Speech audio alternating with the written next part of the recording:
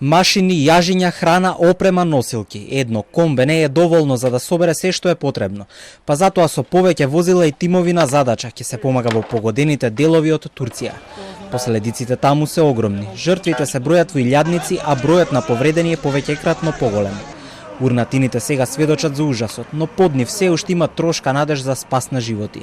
Во таа мисија, Дирекцијата за заштита и спасување од Скопје, АРМ, пожарникари од Струмица, Тетово, Гостивар и други градови, веќе се на пат и заминати илјадници километри одовде. Комплетно сме опремени за спасување од височини или од јами, комплетно пробивање на зидови ако има потреба, што се објекти разрушени, давање на прва медицинска помош, нормално стабилизација на живот и предавање подоцна на амбулантно возило.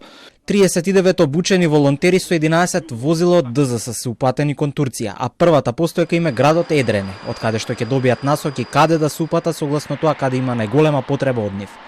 И додека тие од Скопје заминаа на пат, пожарникари од другите градови со истата мисија, иако помалку на број, ја натоварија опремата во возилата и ќе одат да спасуваат луѓе од подурнатините и да пружаат прва помош. 9 наши припадници од територијална противпожарна единица Тетово се обучени долго време за земјотреси и такви работи. Имаме специјализирано опрема за таа намена.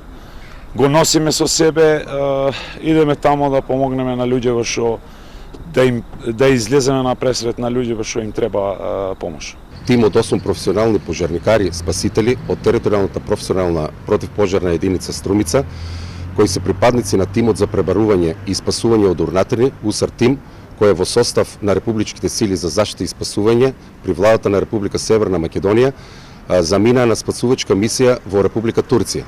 Ќе помага и Црвениот крст со пари донирани од луѓе и фирми на отворените жиросметки. Се мобилизираат и општините и на вонредни седници се носат одлуки за прераспределба на средства и донации за настраданите во Турција и Сирија, со намера да се ублажи ужасот кој го донесе разорниот земјотрес во овие подрачја.